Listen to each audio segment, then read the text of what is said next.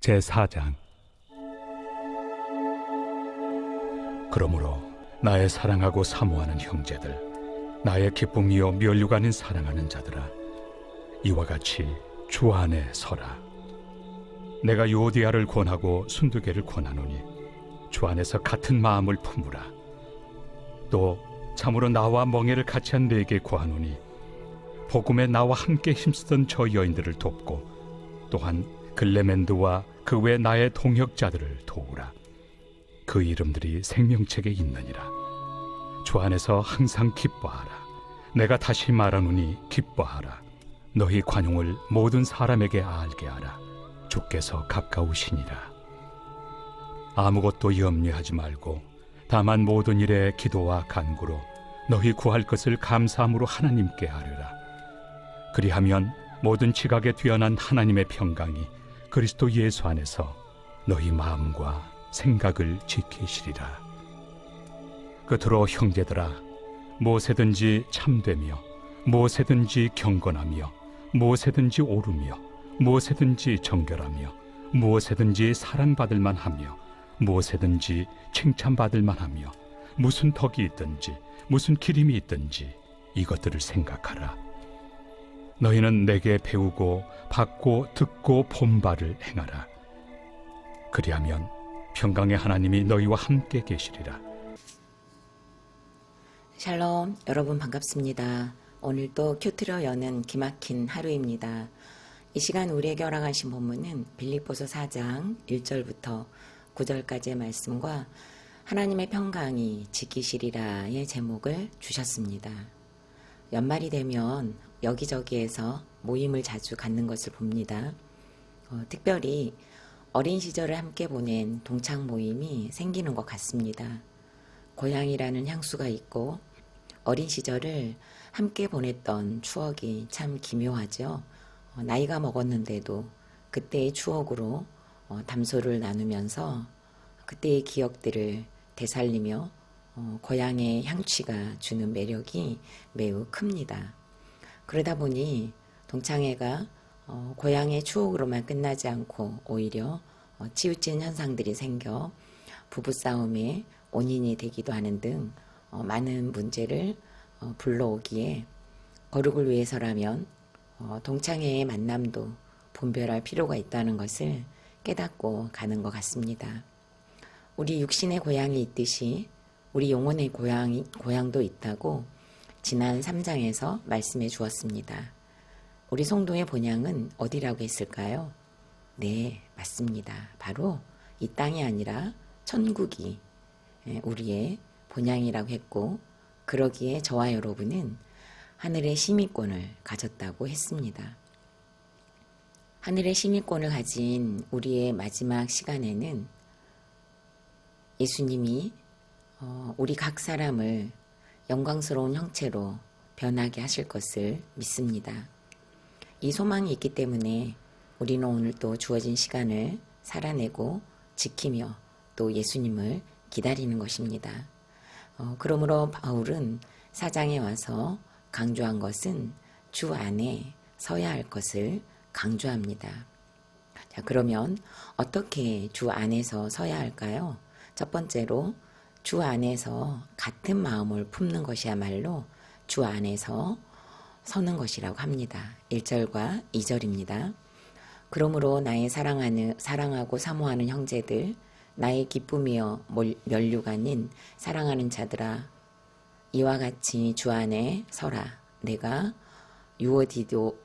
유오디아를 권하고 순두개를 권하노니 주 안에서 같은 마음을 품으라. 아멘. 하늘의 시민권을 가졌으니 그러므로 주 안에서 서라고 합니다.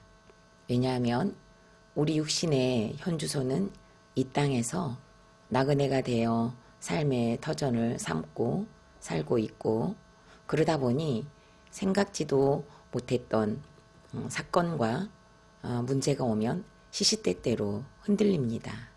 그리고 혼돈합니다. 때로는 흑암에도 빠집니다. 감당할 수 없는 사건이 오면 해달별이 떨어지는 것 같아서 지옥을 살고, 어느 때는 천지분간이 안 될 때도 있습니다. 하늘의 시민권을 가졌는데도 우리는 이렇게 요동치는 일상을 살고 있습니다. 그렇기 때문에 사도 바울은 저와 여러분에게 하늘의 시민권을 가졌으니 더더욱 주 안에서 서야 한다고 했습니다. 넘어질 수밖에 없는 현실과 내일이 우리를 기다리고 있으니 눈꼽만큼이라도 주 안에 있지 않으면 절대로 우리는 설 수 없다는 것을 의미합니다. 오늘 바울은 주 안에 서기 위한 가장 구체적인 방법은 주 안에서 같은 마음을 품는 것이어야 한다고 말을 합니다. 서로 다른 너와 내가 만나서 같은 마음을 품기가 어디 쉬운 일이겠습니까? 생각이 다르고 환경이 다르고 살아온 가치관이 다릅니다. 물건 하나를 보고도 어찌 그리 다를까요? 같은 장면을 보고도 10사람이면 10가지의 생각이 있고 장면이 있고 떠올리는 것도 다릅니다. 그러나 바울은 주 안에 서기 위해서 반드시 필요한 것은 주 안에서 같은 마음을 품어야 한다는 것입니다. 서는 것도 주 안에 서야 하고 같은 마음을 품는 것도 주 안이어야 한다고 합니다. 이것은 교회 안에서 반드시 우선되어야 하는 것이 무엇인지 강조하고 있는 것입니다. 교회의 기초도 주 안에서입니다. 목장의 기초도 주 안에서이고 은사를 따라 봉사를 하는 것도 주 안에서 해야 합니다. 때로는 리더가 되어 섬기는 것도 주 안에서 해야 합니다. 교회, 목장, 모든 예배, 헌신, 직분을 받는 것, 헌금을 내는 것, 구제하고 선교하는 이 모든 교회의 움직임들이 주 안에서 이루어져야 한다는 것을 말합니다. 교회의 머리는 예수님이기 때문에 너무도 당연히 교회의 모든 구성과 사역은 주 안이어야 합니다. 본문에서는 한때 주 안에서 같은 마음을 품고 헌신했던 동역자들의 이름을 언급하고 있습니다. 유오디아와 순두계이죠. 이들은 바울과 함께 멍에를 메고 동역했던 시절이 있었음을 말해주고 있습니다. 이 두 사람은 복음을 위해 바울과 나란히 멍에를 메고 같이 걸었습니다. 멍에를 맨다는 것은 바울과 같이 보폭을 맞추고 호흡을 맞춰서 같은 속도로 짐을 함께 짊어졌다는 것을 의미합니다. 기꺼이 복음을 위해 함께했던 믿음의 추억이 있었음을 강조합니다. 그러기에 포기할 수 없어 바울은 다시 이들에게 권하고 있습니다. 왜 주 안에서 같은 마음을 품을 것을 권하고 있을까요? 지금 이들은 같은 마음이 아니라는 것을 말해주는 것이겠죠. 다른 마음, 즉 무엇이었는지 모르지만 지금 다툼이 있었던 것 같아요. 지금은 서로 다른 마음이어서 힘들지만 한때 주 안에서 같은 마음이었을 때는 그때는 힘은 들었지만 같이 메고 같이 걸었던 그 거룩한 수고를 기억하며 다시 예전처럼 같은 마음으로 동역하기를 권하고 있습니다. 먼저는 관계가 틀어져 버린 유오디아와 순두계에게 다시 같은 마음을 품고 복음을 위해 수고해 주기를, 그 다음에는 빌립보 교인들에게 이 여인들을 도울 것을 강권하고 있습니다. 그 이유는 멍에를 함께 맨 이 사람들의 이름이 생명책에 기록되어 있기 때문이라고 합니다. 바울은 지금 두 여인과 빌립보 교인들에게 그 이름들이 생명책에 있느니라는 것으로 최고의 격려를 하고 있습니다. 비록 교회가 모를 수 있고 사람들이 모를 수 있습니다. 하지만 하나님은 다 아신다는 것입니다. 내 이름이, 너의 이름이 생명책에 있기 때문에 오늘 저와 여러분은 주 안에서 같은 마음을 품고 도울 힘을 공급받는 것입니다. 질문합니다. 나는 지금 주 안에 있습니까? 주 안에서 같은 마음을 품어야 하지만 같은 마음이 되지 않아 불편한 가족, 불편한 공동체, 불편한 직장 동료가 있습니까? 불편함을 주는 그들의 이름이 생명책에 기록되어 있음을 믿습니까? 두 번째로는 주 안에서 항상 기뻐하라고 합니다. 4절입니다. 주 안에서 항상 기뻐하라. 내가 다시 말하노니 기뻐하라. 아멘. 빌립보서의 특징 중 하나가 기쁨입니다. 빌립보서뿐만 아니라 신약 성경은 기쁨을 매우 강조하고 있습니다. 특히 바울은 갈라디아서를 통해 성령의 열매를 말씀하면서 우리 그리스도인들이 마땅히 누려야 할 것 중에 하나가 기쁨이라고 가르치고 있습니다. 마틴 로이드 존스 목사님은 빌립보서 4장 1절의 말씀 주 안에서 항상 기뻐하라 내가 다시 말하노니 기뻐하라는 말씀에 대하여 아마도 이 명령보다 더 대표적인 신약의 교리는 없을 것이다 라고 하셨습니다. 그리고 이것은 신약을 관통하는 교리이고 이 기쁨은 최초의 그리스도인들이 살았던 삶의 가장 큰 특징이라고 했습니다. 예수님도 요한복음 16장 22절에서 지금은 너희가 근심하나 내가 다시 너희를 보리니 너희 마음이 기쁠 것이요 너희 기쁨을 빼앗을 자가 없으리라고 제자들에게 약속해 주셨습니다. 사도행전을 읽다 보면 초대교회 교인들은 가장 힘들고 어려운 상황 속에서도 참으로 기뻐하며 놀라운 모습에 깊은 인상을 받게 됩니다. 사람들이 붙잡혀 옥에 갇히고 매질을 당한 후에도 그의 이름을 능욕받는 일에 합당한 자로 여겨주심을 감사하며 찬양했습니다. 초대교회 성도들은 환난 중에서도 기뻐했습니다. 원수들의 악의와 온 세상의 반대 속에서도 여전히 기뻐했음을 계속 우리들에게 보여줍니다. 바울이 쓴 서신서를 보아도 그것 주된 특징 중 하나가 바로 기쁨입니다. 베드로도 교인들에게 믿고 말할 수 없는 즐거움으로 기뻐한다고 했고 요한계시록도 어려움과 역경과 환난 속에서도 기뻐하도록 그 당시 교회와 이후 모든 세대의 교회들에게 이 기쁨을 가르치기 위해 기록해 놓았습니다. 기뻐할 일들이 있어서 기뻐하러 한 것이 아닙니다. 기쁨을 방해하는 요소들이 지뢰밭처럼 깔려 있습니다. 옥에 갇혀있는 현실, 그러기에 서로 편하게 볼 수 없는 환경입니다. 바울이 함께 있지 않으니 예수 그리스도의 십자가의 원수된 모습으로 사는 교인들이 생겨서 교회가 혼돈 가운데 있습니다. 얼마 전에는 에바브로디도가 죽을 병에 걸려 기쁨을 잃어버릴 뻔했습니다. 이렇게 매 순간 기쁨을 빼앗기는 일들이 곳곳에서 벌어졌습니다. 그러나 하나님은 바울을 통해 빌립보 교인들에게 끊임없이 정말 끊임없이 기뻐할 것을 요구하고 기뻐할 일들을 주시며 에바브로디도를 살려주시면서까지 염려를 맡아주심으로 온전히 그들이 기뻐할 수 있도록 인도해 주셨습니다. 바울은 주 안에서 항상 기뻐하라고 합니다. 그리고 다시 말하노니 기뻐하라고 합니다. 바울은 지금 서는 것도 주 안에서, 같은 마음을 품는 것도 주 안에서라고 하더니 이제는 기뻐하는 것도 주 안에서라고 합니다. 구원을 위해 기뻐하고 구원 때문에 기뻐하라는 것이지요.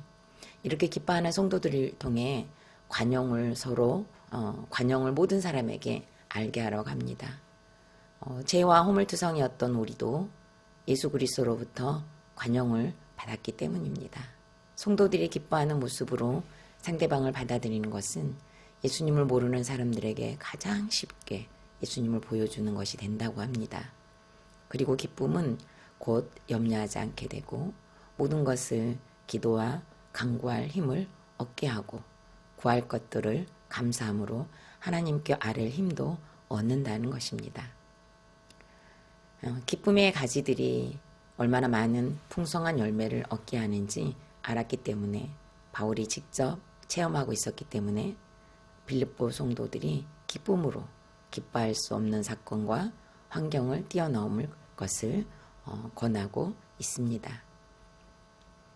우리 안산중앙교회는 지금 일반적으로 보았을 때 절대로 기뻐할 수 없는 문제와 사건을 만났습니다. 우리 교회 밖에서는 지금 우리가 만나고 있는 이 기쁨을 감히 짐작할 수 없을 것 같습니다.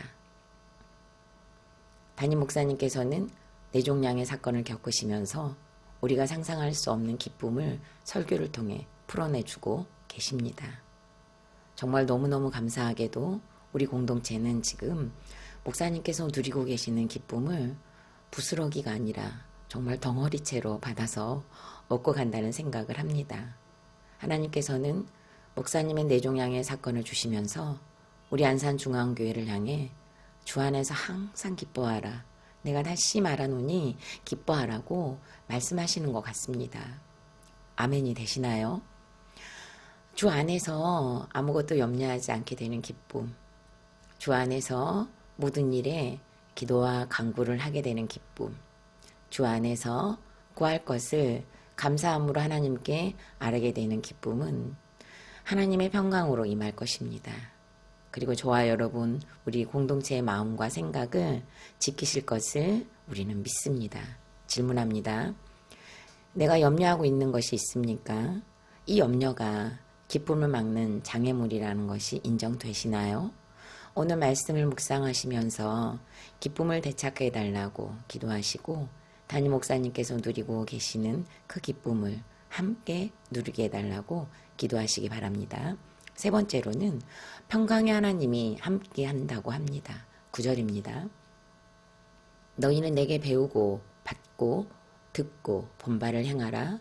그리하면 평강의 하나님이 너희와 함께 계시리라. 아멘. 바울은 이제 편지를 마치려고 합니다. 끝으로라고 하네요. 우리도 편지를 쓰다가 마지막에 강조하고 싶은 말이 있으면 당부하듯이 강조하지 않습니까? 바로 그 마음으로 빌립보 교인들에게 끝으로라고 한 것 같습니다. 이제 편지의 끝이니까 정말 잘 읽어주기를 그리고 잘 새겨주기를 바라는 바울의 마음입니다. 바울은 빌립보 교인들에게 이렇게 말합니다. 무엇에든지 참되며 무엇에든지 경건하며 무엇에든지 오르며 무엇에든지 정결하며 무엇에든지 사랑받을 만하며 무엇에든지 칭찬받을 만하며 무슨 덕이 있든지 무슨 기림이 있든지 이것들을 생각하라고 합니다. 그리고 내게 배우고 받고 듣고 본바를 행하라고 합니다. 이렇게 하면 평강의 하나님이 너희와 함께 계실 것이라는 약속의 말씀을 하고 있습니다. 불안한 세상에서 우리는 모두 평강의 하나님을 만나고 싶습니다. 그런데 조건이 있는데 그것은 방금 읽어드린 8절과 9절 말씀입니다. 간단하게 설명하자면 어떻게 이것이 가능할까요? 다른 방법이 아닙니다. 목사님께서 계속 강조해 오신 것입니다. 날마다 말씀 앞으로 가서 큐티하고 매일매일 1시간 기도 운동에 참여하는 것입니다. 바울에게 배우고 받고 듣고 본바를 행하는 것은 빌립보 교인들이 날마다 말씀 보고 기도하는 모습이었습니다. 이런 삶이 실질적으로 나타날 때 평강의 하나님이 바울에게 임했던 것이죠. 바울은 자신이 누리고 있는 이 평강의 하나님을 모두가 누리고 살기를 바라고 먼저는 하나님의 바람이기도 합니다. 저와 여러분이 불안해하지 않고 평강을 누릴 수 있는 유일한 방법은 날마다 큐티하면서 내 죄를 보는 것이고 매일매일 기도에 참여하는 것입니다. 이것이 식상하다고요? 그러나 이것이 비결입니다. 바울이 이렇게 살았고 수많은 믿음의 선진들이 이렇게 자신에게 주어진 삶을 살아냈습니다. 그러므로 하나님의 평강을 누리고 복음을 위하여 구원을 위하여 살 수 있는 힘을 얻을 수 있었던 것입니다. 저는 돌아오는 금요일에 예약된 상담센터를 찾을 것입니다. 그동안에는 숨도 잘 쉬면서 살다가 왜 이제 와서 숨이 쉬어지지 않았을까요? 큐티하다가 지내온 시간이, 큐티를 하면서 지내온 시간이 8년의 시간이 있었습니다. 그런데 지금 큐티의 8년 결과가 숨이 쉬어지지 않는 순간을 맞이한 것입니다. 어떤 분은 목사님은 뇌종양에, 전도사는 숨이 안 쉬어지는 현상으로 대체 안산중앙교회는 무슨 일이 일어나고 있는 거냐고 했습니다. 저는 이번에 숨이 쉬어지지 않는 사건을 감사히 받고 있습니다. 약이 처방될지 아직은 알 수 없지만 이 사건으로 숨이 쉬어지지 않을 환경에서 살아가고 있는 환난당하고 빚지고 온통한 자들을 정말 조금이라도 공감하고 또 체휼할 수 있는 약재료로 주신 것 같기 때문입니다. 또한 숨이 쉬어지지 않을 사건들을 또한 그동안 성품으로 누르고 포장으로 감싸고 회피로 도망쳤던 제 모습이 인정되었기에 지금이라도 숨이 안 쉬어지는 사건을 주셨다는 것이 너무도 큰 감사가 되었습니다. 이런 증상들을 누르며 살아왔던 완악함도 깨달아졌습니다. 어린 시절이 해석되지 않아서 기뻐할 수 없었던 지난 삶들이 정말 회개가 많이 됩니다. 지금부터라도 저의 거룩을 위해 남겨두신 땅이 무엇이고 어디인지 알게 해주신 하나님께 감사를 드립니다. 아직도 정복하지 못한 어린 시절과 엄마로부터 정서적으로 분리하지 못한 것을 깨닫게 해주신 것이 감사가 됩니다. 엄마와 함께 살지 않았으면 결코 알지 못했을 남은 땅에서 여전한 방식으로 큐티하고 기도함으로 하나님의 평강이 기다리는 지점을 향해 멈추지 않고 가보겠습니다. 기도합니다. 나는 날마다 큐티를 듣고 있나요? 생각하고 있나요? 쓰고 있나요? 매일 1시간 기도 운동에 동참하기 위해 내가 할 수 있는 것은 구체적으로 무엇인지 적용해 봅시다. 일주일에 1번이라도, 2번이라도, 3번이라도 점점 기도의 지경을 넓히시기 바랍니다. 마지막으로 12월 19일 보석상자입니다. 남자는 결혼 전에 잘해주는 것이 제일 잘해주는 것입니다. 결혼하고 나서 더 잘해줄 것을 기대하면 안 됩니다. 아멘. 다 같이 기도드리겠습니다. 살아계신 하나님 감사드립니다. 하늘의 시민권을 가진 우리이기에 주 안에서 같은 마음을 품고 주 안에서 서라고 하십니다. 그리고 주 안에서 항상 기뻐하라고 하십니다.